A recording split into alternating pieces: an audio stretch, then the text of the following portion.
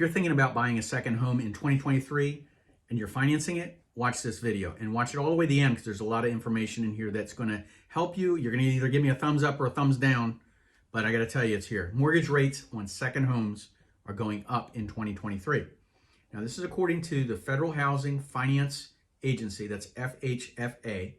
Second home mortgage rates are going up in 2022 and in 2023. Now, they announced the targeted increases for Fannie Mae and Freddie Mac.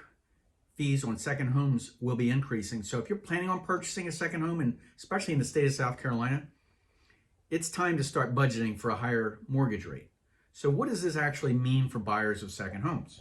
Well, it changes the way buyers can expect of an increase because it's not just the mortgage rate, but it's on top of that mortgage rate, an increase between 1.125 and 3.875 for second home loans in their interest rates when they apply for a loan for a second home. Now, this may not seem like a lot, but over the lifetime of 30-year mortgage, it can add up to thousands of dollars in additional interest payments. So Fannie Mae says the second home mortgage with a loan-to-value ratio 2 or less than 60% will pay that additional 1.125 fee. But with less money down and a loan-to-value ratio of 80% or more, so in other words, less money into it, the fee could be as high as an extra 4.125. So how does down payment affect your monthly payment? Well, your down payment affects your monthly mortgage payment because it impacts your loan-to-value, LTV. Your LTV is the amount that the loan compared to the appraised value or the sales price of your home that you're purchasing, whichever is less. So if the higher LTV ratio means you have a smaller amount of down payment or more debt, the lower LTV means you have a larger down payment and less debt.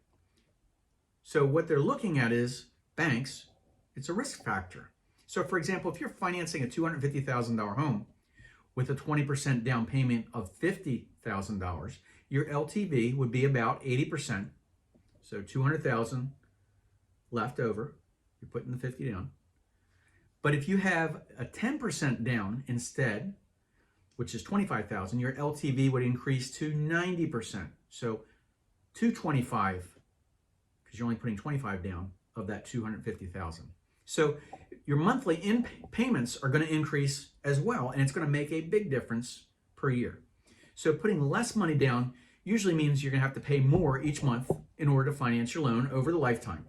But there's other factors that can help offset that mortgage increase, such as taking advantages of the larger tax breaks with lower mortgage balances that FHA loans provide. So when deciding on how much money to put down on a down payment on a second home, it's important to consider how this is going to affect your monthly mortgage payment. The larger down payment will usually mean lower monthly payments, but there's also other factors such as things of your taxes, your insurance, and other factors with government-backed loans. So you need to work with your local lender to find out what these options are and what makes the most financial sense. But this is the question everybody's asking is, if I'm thinking about buying a second home, is it a good time to buy a second home? Well, it depends on where you are in life. You know, priorities aren't as important as time. The less time you have, the priorities seem to get compacted. So despite the projected increase in mortgage rates, baby boomers are retiring. They're still retired. And as a matter of fact, in 2030, all baby boomers are going to be over the age of 65. So it's basically the baby boomers' time. Now, you want to keep in mind if it is a good time to buy a second home. Mortgage rates are still near what we call the average. We've seen them go up and down. Recently, they were super low. But if you're thinking about purchasing a second home, you may want to start your search sooner rather than later. Now, here's the thing that's going on right now in second homes in South Carolina. We've seen a lot of people that are moving south, and they'll continue to move south. People are looking for the second home and the retirement home. So it's important to take advantage of what is available in demand while you can. If you're going to Florida, obviously consider taxes, consider insurance, consider hurricanes. But if you're looking in other places to finance, because that's going to have an impact if you're buying a house in another state like that, it's going to have an impact on your financing as well. So Fannie Mae and Freddie Mac's upfront fees for second home loans, which are going to take effect, or are right now taking effect, may not seem like a big increase, but again, thousands of dollars over the purchase time of your loan. But the question again is, how can I afford a second home in South Carolina? Is this going to be out of my reach? Well, with a little bit of financial planning, you can make a second home, your dreams, into a reality. So here's some creative ideas I'm going to give you for second home buyers, and one of them is a private lender.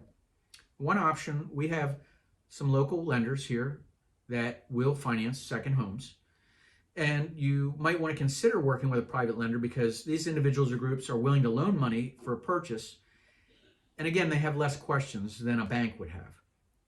The benefits of working with a private lender is that someone is willing to work with you on your terms that fit your budget and your timeline. Now, the downside of private lenders, it may be not as regulated as banks. So it's important to do your homework and make sure you're working with a reputable lender. How about a home equity loan? So if you have equity in your primary residence, you may be able to take out a loan, a primary, on your home to purchase your second home. And the home equity loan is, in other words, a portion of your home that you own outright. Now, the benefits of taking out a home equity loan is that the interest rates are going to be lower and you still get those potential tax deductions. The downside is, if you default on the loan, you could lose your primary residence. So a lot of people would consider that, but they don't want to consider that. So another option would be a self-directed IRA.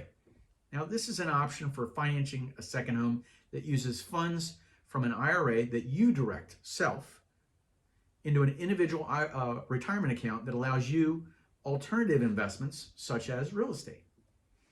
We can help you with that if you have questions. How about buying a second home can be a great investment, but a lot of people want to talk to their financial planner. Okay, that's great. But if you're taking money out of something, what do you think the financial planner is going to tell you? Just think about that, where your advice is coming from.